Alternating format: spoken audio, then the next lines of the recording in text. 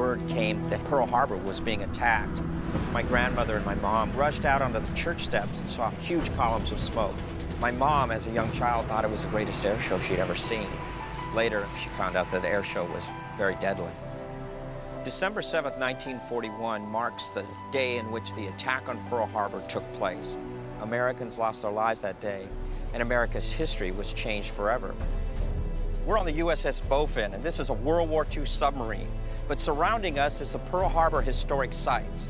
In particular, the U.S.S. Arizona Memorial, where it all started with the Pearl Harbor attack. The U.S.S. Missouri Memorial is where the surrender was signed and where it all ended.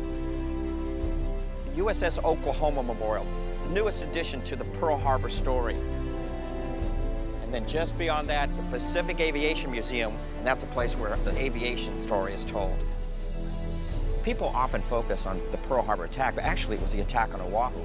If you look deep enough, you can find traces of World War II all over this island. The Aloha Tower in 1941 was the tallest building in Honolulu.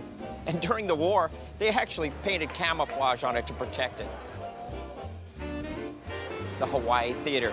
This is where my mother came to watch movies. And during World War II, this is where the servicemen came to get a taste of Hollywood. This is Iolani Palace, the home of the monarchy up until the 1890s. During the war, this was the seat of government for martial law. Behind me is Diamond Head. You can hike up there and actually see bunkers from World War II. Right behind Diamond Head, my mother and my grandmother looked towards Pearl Harbor, saw hundreds of planes flying over it. They never forgot that image. To be able to come here and see some of the things that they saw and feel perhaps some of the things that they felt, that really does arouse a passion.